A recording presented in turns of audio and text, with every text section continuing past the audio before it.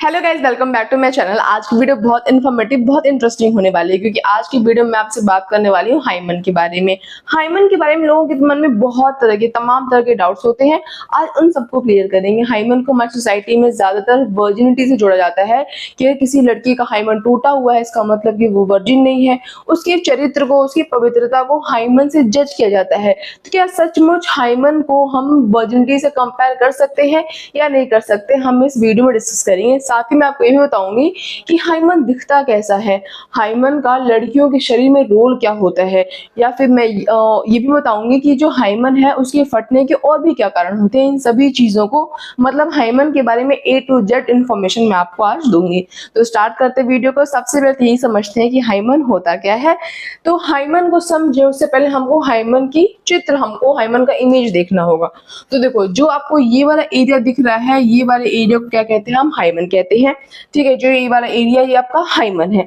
अगर आपको लगता हो कि जो हाइमन होता है वो बिल्कुल एक झिल्ली है, एक उसमें कुछ भी गैप नहीं है, छेद नहीं, तो आप गलत समझते हो। हाइमन के बीच में एक छेद होता है, वजाइनल ओपनिंग, जिस रास्ते से जो पीरियड का ब्लड होता है ना, जो मेंस्ट्रुअल फ्लो होता है, वो बाहर आता है। अगर आपको लगता हो कि हाइमन बिल्कुल सील पैक होता होगा, इससे हम लड़की की वर्जिनिटी को टेस्ट करेंगे, तो आप गलत सोच रहे हो। हाइमन के बीच में खोल भी होता है, जिस होल से पीरियड का जो ब्लड होता है वो बाहर आता है। अब हम समझते हैं। देखो, लिखा हुआ है कि हाइमन एक पतली सी झिल्ली होती है, एक मेम्ब्रेन होती है जो लड़की की योनि यानी कि वजाइना के मुंह पर होती है। ठीक है, जैसे वजाइना स्टार्ट होती है उसके मुंह पर वो झिल्ली लगी होती है, वो हाइमन होता है।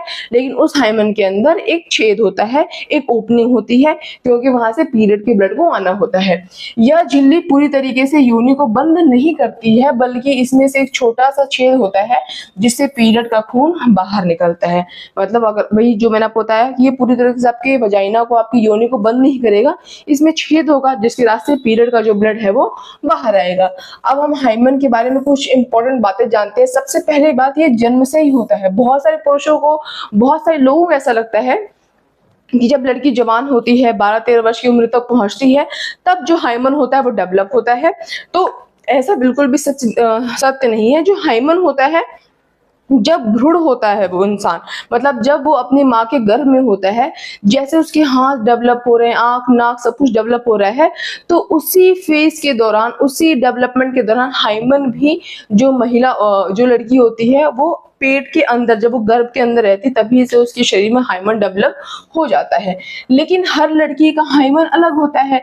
जिस तरीके से हमारी संरचना अलग है, जिस तरीके से मेरे हाथ अलग होंगे, किसी और लड़की के हाथ अलग है, मेरा फेस अलग है, सबका फेस अलग है, तो जिस तरीके से हमारे शरीर के बनावट में अंतर आता है, तो हाइमन के बनावट में भी क्या आता है, अंतर आता है। सबका हाइमन एक समान नहीं होता है। कुछ का पतला होता है, कुछ का मोटा होता है, कुछ का जन्म से ही बहुत छोटा होता है या फिर ना के बराबर होता है। और ऐसा भी हो सकता है कि कोई लड़की ऐसी हो जिसमें मतलब हाइमन ना के बराबर है ही नहीं, तो ऐसा भी हो सकता है। आप ये नहीं सोच सकते कि सबका हाइमन बिल्कुल एक समान होगा। हर लड़की का जो हाइमन होगा वो जब वो अपनी वर्जिनिटी लूज करेगी तभी फटेगा।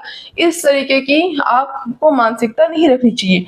फिर कह रहा है कि हाइमन के फटने के कारण, सबसे पहला सेक्स के समय, बिल्कुल सेक्स के समय भी जो आपका हाइमन है वो फट सकता है, क्योंकि वजाइनल ओपनिंग के जरिए इंटरकोर्स होता है और वहां पे सबसे पहली झिल्ली लगी हुई है वहां पे हाइमन की।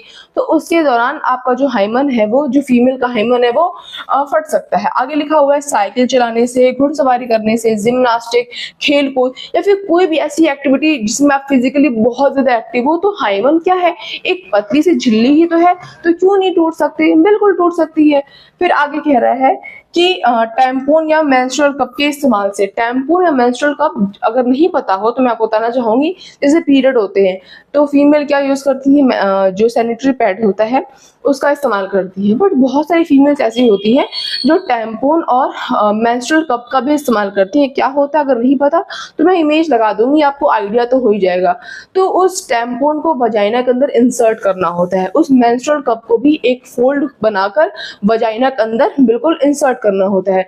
अब जब वो वजाइना के अंदर इंसर्ट होता है तो उस कारण से भी जो हाइमन होता है वो फट सकता है। ठीक है, आगे देखो लिखा हुआ है, कभी कभी खुद ही उम्र के साथ भी फट सकता है। इसमें कोई बहुत अचंभित होने वाली बात नहीं है, जो हाइमन होता है वो खुद से भी फट सकता है। ठीक है, अब देखो आगे लिखा हुआ है कि हाइमन का फटना मतलब वर्जिनिटी खोना होता है क्या? तो ऐसा बिल्कुल भी नहीं होता है। हाइमन का फटना वर्जिनिटी खोना नहीं होता है, क्योंकि अगर अगर किसी फीमेल का हाइमन फटा हुआ है तो उसके बहुत सारे कारण होते हैं। अगर आपको लगता हो कि जब हाइमन फटता होगा, मतलब जैसे कोई पुरुष है उसको तो नहीं पता कि उस महिला का जो हाइमन है वो कब फटा, लेकिन आप सोचते हो कि उस महिला को तो पता ही होगा कि मेरा हाइमन कब फटा था। तो ऐसा भी संभव नहीं है, क्योंकि कई बार हाइमन के फटने में दर्द होता है, लेकिन कई बार क्या होता है हाइमन फटा वो पता भी नहीं चलता है। तो इस तरीके से भी जज नहीं कर सकते। बहुत सारी लड़कियों का हाइमन बिना किसी सेक्स के ही फट जाता है, इसलिए सिर्फ हाइमन की स्थिति देखकर किसी की वर्जिनिटी के बारे में कहा नहीं जा सकता है। मैंने बहुत सारे ऐसे क्राइम पेट्रोल के एपिसोड्स देखे हैं या फिर बहुत सारी सीरीज देखी हैं जहाँ पे वो बताते हैं कि कोई केस होता है कुछ भी, तो जो लड़की है वो सेक्सुअली एक्टिव है, तो लड़की सेक्सुअली एक्टिव है ऐसा कोई टेस्ट नहीं होता है। कोई टेस्ट नहीं बता सकता कि कोई लड़की सेक्सुअली एक्टिव है नहीं है। अगर हाल फिलहाल की बातें हो, वजाइना के अंदर चोट हो, खरोच हो, सीमेन की ट्रेसेस हो, उसको देखकर आप बता सकते हो कि हाँ इसके साथ ऐसा कुछ हुआ है। लेकिन ऐसा नहीं कि आप किसी लड़की की कंडीशन को देख बता सकते हो कि वो लड़की सेक्सुअली एक्टिव है कि नहीं है। तो हाइमन से वर्जिनिटी का दूर दूर तक कोई सवाल पैदा नहीं होता है। कुछ आपके मन में डाउट भी नहीं आना चाहिए, क्योंकि आज का टाइम बिल्कुल ऐसा नहीं है। और आपने भी पढ़ा, थोड़ी देर पहले मैंने आपको बताया कि हाइमन अगर कोई लड़की साइकिल नहीं चला रही है, नहीं खेल रही है फुटबॉल, नहीं कर रही घुड़सवारी, तो भी हाइमन अपने आप भी फट जाता है। हाइमन मेंस्ट्रुअल कप लगाने से, टैम्पून लगाने से भी क्या हो जाता है, फट जाता है। फिर कह रहा है कि हर लड़की को ब्लीडिंग नहीं होती है। सेक्स के समय हर लड़की का हाइमन फटने से खून नहीं आता है, यह एक बहुत बड़ा मिथ है। कि अगर आपको लगता हो कि हाइमन, अगर मान लेते कोई लड़की है उसमें हाइमन मौजूद है, हाइमन हटा नहीं है, और इंटरकोर्स दौरान उसका हाइमन फट गया, तो ऐसा भी नहीं कर रहा हाइमन फटा तो 110% ब्लड आएगा ही आएगा। ब्लड नहीं भी आता है तो आप इससे भी नहीं जज कर सकते, क्योंकि अगर आपको जज हाइमन के बेस पे ही करना है तो हाइमन तो उसका था ही, लेकिन हाइमन फटेगा तो खून आएगा, इस चीज की भी कोई गारंटी नहीं होती है। इसीलिए कहा जाता है कि आप जज नहीं कर सकते। वर्जिनिटी और हाइमन कंफ्यूजन दूर करें। सबसे पहले तो लिखा हुआ है कि वर्जिनिटी एक सामाजिक विचार है, न कि मेडिकल टर्म। हाइमन की स्थिति किसी के चरित्र या सेक्सुअल हिस्ट्री का सबूत नहीं होता है। अब इतना सब कुछ जानने के बाद आपके मन में ये भी सवाल आएगा, जब इतना ज्यादा हाइमन के बारे में हम पढ़ते हैं, जानते हैं, लोगों से सुनते हैं, तो हाइमन का जो रोल होता है वो एक स्त्री की जिंदगी में, एक फीमेल की लाइफ में रोल क्या होता है। तो जो हाइमन होता है ना उसका ऐसा कुछ रोल नहीं होता है। जब उसका एम्ब्रियोटिक डेवलपमेंट हो रहा होता है, जब वो गर्भ में होती है, जब वो बड़ी हो रही होती है, तो जिस तरीके से बाकी के बॉडी पार्ट्स बनते हैं वो भी हाइमन भी एक पार्ट है ना बॉडी का, वो भी ग्रो करता है।